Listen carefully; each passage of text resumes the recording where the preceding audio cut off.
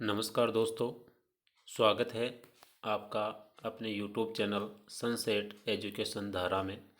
मैं वर्मा सर आपका स्वागत करता हूं अपने इस डिजिटल प्लेटफॉर्म पे। तो आज सभी को पता है दोस्तों कि हम इस प्लेटफॉर्म पे स्टेट लेवल के या जो राजस्थान से संबंधित जितनी भी आपके परीक्षाएँ होती है उन परीक्षाओं को मद्देनज़र रखते हुए हम इसमें राजस्थान जीके और सामान्य विज्ञान की 2 टेस्ट सीरीज चला रहे हैं। ये टेस्ट सीरीज आपके आने वाले जो आगामी परीक्षाएँ हैं जिसमें आपका सीईटी का एग्ज़ाम होगा, पशु परीक्षर का एग्ज़ाम होगा, सेकंड ग्रेड का एग्ज़ाम होगा, फर्स्ट ग्रेड का एग्ज़ाम होगा या अदर स्टेट लेवल के जो भी आपके पेपर होंगे उन पेपरों को मद्देनज़र रखते हुए ये टेस्ट सीरीज चलाई जा रही है। इस टेस्ट सीरीज़ का एक ही उद्देश्य है दोस्तों कि जो आने वाली जो परीक्षाएँ हैं उन परीक्षाओं में आपको अधिक से अधिक क्वेश्चन देखने को मिले, ताकि आपको ज़्यादा मोटा ग्रंथ न पढ़ के आपका शॉर्ट टाइम में शॉर्ट और स्वीट आपके प्रश्नों की सीरीज़ के माध्यम से आपका कंसेप्ट भी क्लियर हो जाए और आपका रिवीजन भी होता रहे और आपके आने वाली जो परीक्षाएँ हैं उन परीक्षा में आपके क्वेश्चन भी आसानी से पुटअप हो सके। तो इसमें आपको 10-15 मिनट का वीडियो मिलता है जिसमें एक टॉपिक को लेकर उससे संबंधित जो भी प्रश्न बनते हैं उन प्रश्नों को टेस्ट सीरीज में सम्मिलित किया जाता है। उनकी जितनी संभव होती है उतनी व्याख्या की जाती है ताकि आपका रिवीजन भी हो सके, आप अपने स्तर को भी सुधार सको और आपको इधर उधर ना भटक कर आपको एक प्लेटफॉर्म पे राजस्थान का जीके और सामान्य विज्ञान आपको मिल जाता है। तो इस यूट्यूब चैनल को ज़्यादा से ज़्यादा सब्सक्राइब करें दोस्तों, वीडियो को लाइक करें, शेयर करें, कमेंट करें और अपने दोस्तों को भी बताएं ताकि उनको भी पता चल सके कि इस प्लेटफॉर्म पे एक निःशुल्क टेस्ट सीरीज चलाई जा रही है जो आपके आने वाले आगामी परीक्षा पेपरों में आपके लिए बहुत अच्छा रोल निभा सकती है। कल की क्लास नहीं हो पाई थी, इसके लिए मैं आपसे माफ़ी चाहता हूँ दोस्तों। दूसरी बात, यहाँ पे जो क्लास रोज़ 10 बजे दे रहे थे, अब इस क्लास का हम टाइम थोड़ा सा बढ़ा देते हैं। इसमें आपका जो 10 बजे की जो क्लास थी वो आपको 11 बजे के लगभग मिलती रहेगी। तो दोस्तों चलते हैं हम हमारे प्रश्नों की सीरीज़ पे और पहला प्रश्न इसमें क्या है वो देखते हैं। पहला प्रश्न है दोस्तों इसमें, राजस्थान नदी बेसिन जल संसाधन योजना विधेयक कब लाया गया? पहला प्रश्न है, राजस्थान नदी बेसिन जल संसाधन योजना विधेयक कब लाया गया था? तो दोस्तों ये लाया गया था आपका क्या 2010 में, क्या 2015 में, क्या 2005 में या 2020 में? तो इसका सही उत्तर हो जाएगा दोस्तों आपका राजस्थान नदी बेसिन और जल संसाधन योजना विधेयक 2015 में लाया गया था। कब लाया गया था? 2015 में। इस विधेयक को दोस्तों राजस्थान की जो विधानसभा है उस विधानसभा ने 8 अप्रैल 2015 को पारित कर दिया था। इसका उद्देश्य क्या था? तो इसका उद्देश्य था कि जो नदियां हैं जो प्राय विलुप्त हो चुकी है राजस्थान में, जैसे सरस्वती नदी है, तो उन नदियों को क्या करना है, वापस दूसरी नदियों से जोड़कर जिंदा करना है। यानी जो दूसरी नदियाँ उनका पानी उन नदियों में डालकर उनको वापस पुनर्जीवित करना है। और जो ये कानून है, ये कानून लाने वाला आपका जो राजस्थान राज्य है वो देश का पहला ऐसा राज्य था जिसने इस योजना को क्या किया था, लागू किया था। अगला प्रश्न है दोस्तों, स्वर्णवती, कामधेनु, नित्यवाई किस नदी के उपनाम है? स्वर्णवती, कामधेनु, नित्यवाई नदी किस नदी के उपनाम है?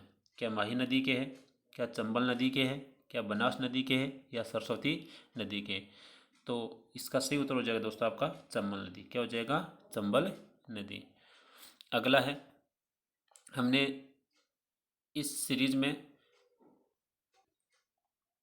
2 नदियों को सम्मिलित किया ज़्यादातर, एक तो आपकी चंबल नदी और एक बनास नदी, और उनसे संबंधित जो भी प्रश्न बन सकते हैं उन प्रश्नों को हमने इस पार्ट में लिया। अब अगले पार्ट में और नदियों को लेंगे, तो इस पार्ट में दोनों नदियों को आपसे जो उसका जो कंप्लीट कंसेप्ट है वो आपका पूरा हो जाएगा दोस्तों। यानी इन सीरीज़ को लगाने के बाद आपको बनास नदी और चंबल नदी को अलग से पढ़ने की कोई आवश्यकता नहीं होगी।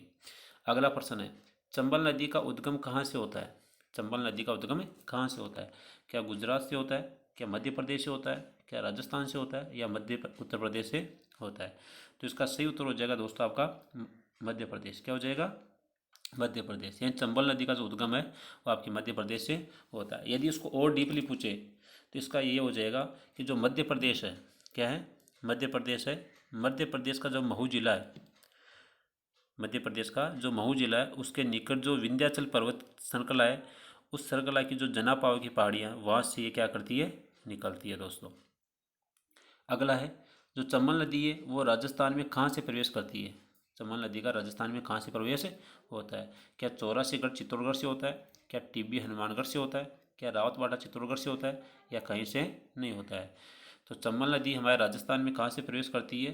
तो चौरासीगढ़ से। कहाँ से प्रवेश करती है? चौरासीगढ़ से, यानी चित्तौड़गढ़ जिले से दोस्तों प्रवेश करती है। और टिब्बी जो हनुमानगढ़ है, यहाँ से आपकी कौन सी नदी प्रवेश करती है? यहाँ से आपकी प्रवेश करती है सरस्वती नदी। कौन सी नदी प्रवेश करती है? सरस्वती नदी। आइए दोस्तों अगले प्रश्न पे चलते हैं। अगला प्रश्न है जो आपकी चंबल नदी है वो अंततः किस नदी में मिल जाती है? ये जो चंबल नदी है वो अंत में प्रवाहित होकर कौन सी नदी में विलुप्त हो जाती है? क्या यमुना नदी में, क्या सरस्वती नदी में, शिप्रा नदी में, या माही नदी में? तो इसका सही उत्तर हो जाएगा दोस्तों आपका यमुना नदी। कहाँ होगा? यमुना नदी। कहाँ होता है ये आपके जो उत्तर प्रदेश है, यानी आगरा, आगरा उत्तर प्रदेश के इटावा के निकट जो मुरादगंज स्थान है वहाँ पर ये क्या करती है, यमुना नदी में जाकर मिल जाती है। अगला है चूलिया जलप्रपात किस नदी पर बना हुआ है? चूलिया जलप्रपात किस नदी पर बना हुआ है? क्या माही नदी पर है, क्या चंबल नदी पर है, क्या बनास नदी पर है, या घग्गर नदी पर है? तो सही उत्तर हो जाएगा दोस्तों आपका चाहे फॉर चूलिया, चाहे फॉर चंबल, चाहे फॉर चित्तौड़गढ़। आप ऐसे याद रख सकते हैं, जैसे चंबल नदी, चाहे से चौरासीगढ़ चित्तौड़गढ़ से राजस्थान में प्रवेश करती है, और चाहे फिर चूलिया इससे जलप्रपात बना हुआ है जिसकी ऊंचाई लगभग कितनी है? 18 मीटर है। कितनी है? 18 मीटर है दोस्तों। अगला है राजस्थान के सबसे अधिक लंबी अंतर्राज्यीय सीमा कौन सी नदी बनाती है? इन्हें राजस्थान के साथ सबसे अधिक लंबी अंतर्राज्यीय सीमा कौन सी नदी बनाती है? क्या वो चंबल नदी है, क्या माही नदी है, यमुना नदी है, या इनमें से कोई नहीं है? तो इसका सही उत्तर हो जाएगा दोस्तों आपका चंबल नदी। कौन सी नदी है? चंबल नदी हो जाएगा। अगला है राजस्थान में कौन सी नदी के द्वारा सर्वाधिक अवनालिका अपर्दन होता है? राजस्थान में कौन सी नदी है जिसके द्वारा सर्वाधिक क्या होता है? अवनालिका अपर्दन होता है? तो चंबल नदी होता है, घग्गर नदी होता है, बनास नदी के द्वारा होता है, या लोनी नदी के द्वारा होता है? तो सही उत्तर हो जाएगा इसका चंबल नदी। क्या हो जाएगा? चंबल नदी हो जाएगा। और चंबल नदी को क्या कहते हैं दोस्तों? डाकुओं की शरण स्थली भी कहते हैं। क्या कहते हैं? डाकुओं की शरण स्थली भी कहते हैं।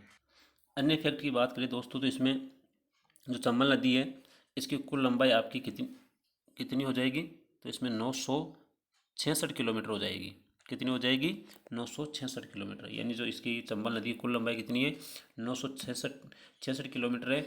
और राजस्थान में ये केवल कितनी बहती है? 135 किलोमीटर। कितनी बहती है?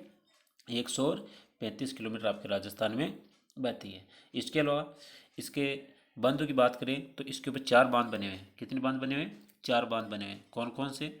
एक आपका मध्य प्रदेश में बना हुआ है। क्या बना हुआ है? एक आपका मध्य प्रदेश में बना हुआ है। जो कौन सा है? गांधी सागर बांध है। राजस्थान में इसके ऊपर 3 है। एक चित्तौड़गढ़ में जो है आपका राणा प्रताप सागर बांध है। 2 आपके कोटा में। तो कोटा में 2 कौन कौन से हैं? एक आपका जवाहर सागर बांध है, और दूसरा इसमें आप कोटा बैराज या कोटा बांध है, जो क्या करते हैं जल विद्युत और सिंचाई दोनों के लिए क्या एक मुख्य रूप से स्रोत है। ये जो आपकी नदी है ये नदी आपके चित्तौड़गढ़ में, कोटा में, बूंदी में, सवाई माधोपुर में, करौली में और धौलपुर जिलों में प्रवाहित होती है।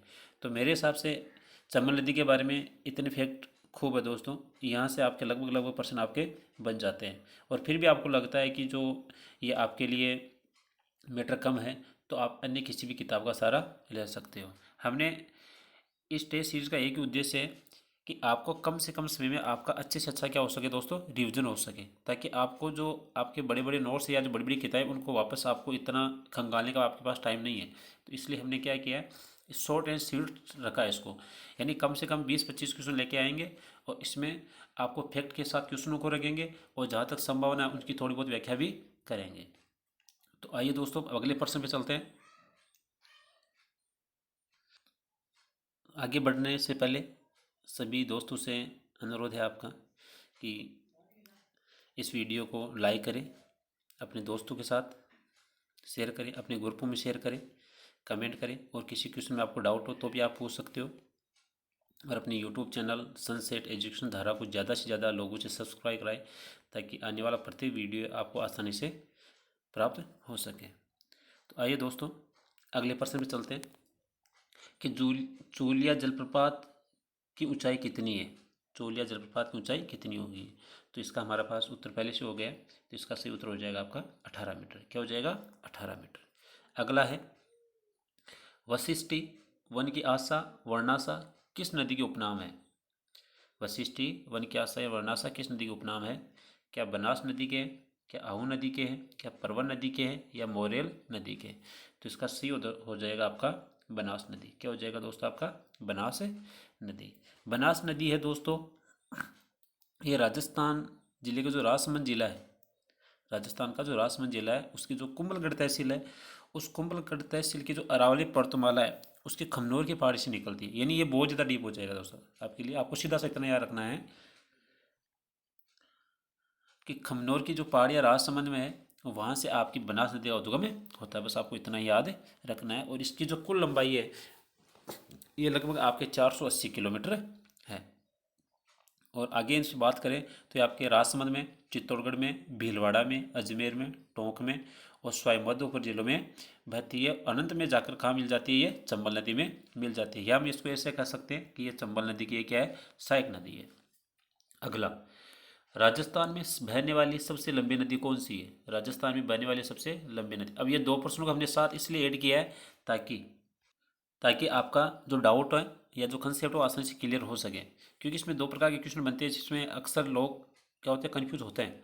इसमें पहला प्रश्न है, राजस्थान में बहने वाली सबसे लंबी नदी है, तो बनास नदी है क्या चंबल नदी है, क्या माही नदी है, या इनमें से कोई नहीं है। तो राजस्थान में बहने वाली सबसे लंबी नदी क्या हो जाएगी? चंबल नदी हो जाएगी। क्या हो जाएगी? चंबल नदी। लेकिन यदि ये पूछे आपसे कि पूर्णतः यानी केवल जो राजस्थान में ही बहती है, क्योंकि चंबल नदी केवल राजस्थान में नहीं बहती है, ये आपके एमपी में बहती है, राजस्थान में बहती है, यूपी में बहती है, इसकी लंबाई ज़्यादा है, इसलिए हम उसको क्या कर रहे हैं?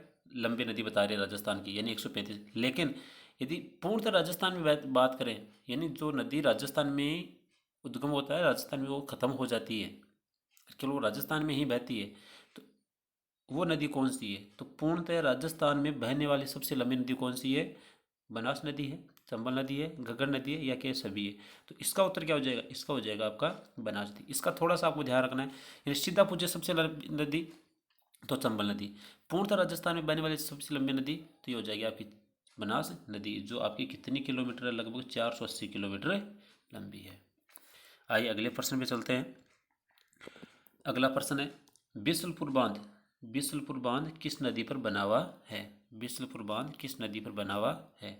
क्या बनास नदी पर, क्या सरस्वती नदी पर, क्या लूणी नदी पर, या माही नदी पर। तो बिसलपुर बांध कहाँ बना हुआ है दोस्तों? बनास नदी पर बना हुआ है। अगला, बनास नदी अंत में किस नदी में मिल जाती है? बनास नदी अंत में किस नदी में मिल जाती है? तो बनास नदी में मिल जाती है, सॉरी मिस प्रिंट हुआ दोस्तों यहाँ पर। क्या चंबल नदी में मिल जाती है, लूणी नदी में मिल जाती है, या माही नदी में मिल जाती है। तो बनास नदी कहाँ मिल जाती है? आपकी चंबल नदी में मिल जाती है। अगला है, बनास नदी किन नदियों के साथ मिलकर त्रिवेणी संगम बनाती है? बनास जो नदी है वो किन नदियों के साथ मिलकर त्रिवेणी संगम बनाती है? तो इसमें क्या क्या हो जाएगा? क्या बेड़स नदी है, क्या मेनाल नदी है, क्या माही नदी है, या अवय बह।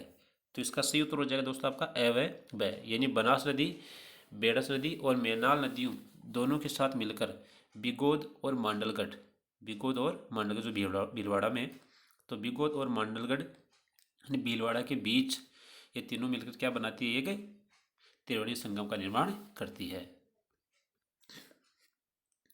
अगला प्रश्न है दोस्तों, चंबल नदी किन नदियों के साथ मिलकर त्रिवेणी संगम बनाती है? पहले बनास का था, अब चंबल है। क्या सीप नदी है, क्या बनास नदी है, क्या माही नदी है, या अवय बह है। तो इसमें क्या हो जाएगा दोस्तों? इसमें अवय बह। यानी चंबल नदी, सीप नदी और बनास नदी तीनों मिलकर क्या करती है? त्रिवेणी संगम बनाती है। तो ये कहाँ बनाती है? ये आपके सवाई माधोपुर में रामेश्वर नामक स्थान पर यह त्रिवेणी संगम बनाती है। अगला है, बनास नदी की सहायक नदियाँ कौन कौन सी है? बनास नदी की सहायक नदियाँ कौन कौन सी है? कोठारी, मोरेल, मेना, या ये सभी। तो इसमें सी उत्तर हो जाएगा दोस्तों आपका ये सभी। इन्हें बनास नदी की सहायक नदियाँ कौन कौन सी है? तो कोठारी हो जाएगा, मोरियल हो जाएगा, मेनाल हो जाएगा। तो ये इसकी क्या है? सहायक नदी है। इसके अलावा आपकी बेड़च है, मासी है, खारी है, ये इसकी क्या है? सहायक नदी है।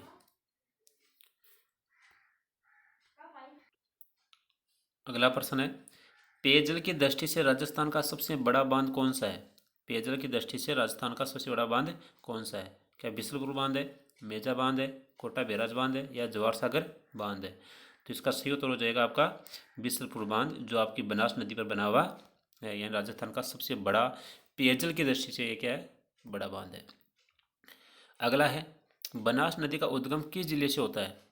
बनास नदी का उद्गम किस जिले से होता है? तो दोस्तों आपका हो गया था, क्या उदयपुर से होता है, क्या राजसमंद से, अजमेर से, या इनमें से कोई नहीं? तो इसका सही उत्तर हो जाएगा राजसमंद के खमनोर की पहाड़ियों से आपका जो बनास नदी उसका उद्गम होता है। तो ये थी आपकी आज की क्लास। कैसे लगी आपको ज़रूर बताना। तो जिस प्रकार से आप पिछली क्लासों को अपना रिस्पांस दे रहे हो वैसा इसको भी देना, और आगे से भी हम यही उम्मीद करेंगे कि आने वाली हम जो टेस्ट सीरीज लेके आ रहे हैं वो आपके लिए सफिशिएंट हो, और आपको जो भी हम पढ़ा रहे हैं उन टेस्ट सीरीज से आपके लगभग क्वेश्चन आपको अपने एग्ज़ाम में देखने को मिले, जिससे आपका मनोबल है वो भी बढ़ सके। तो दोस्तों आज के लिए इतना ही रखते हैं। कल सामान्य विज्ञान के प्रश्नों के टेस्ट सीरीज लेके आएंगे, जो कल आपको 11 बजे के बाद ही मिलेगी। हमने इसके टाइम को 1 घंटे एक्सटेंड किया है, ताकि क्या हो, इसमें इस शेयर सीरीज में थोड़ा सा और ऐड करने की कोशिश कर रहे हैं, ताकि टेस्ट सीरीज के स्तर को और सुधारा जा सके दोस्तों। तो आपको टेस्ट सीरीज कैसी लगी इसके बारे में ज़रूर बताना। अपने यूट्यूब चैनल को सब्सक्राइब करना और अपने लोगों के साथ शेयर करना। तो आज के लिए धन्यवाद।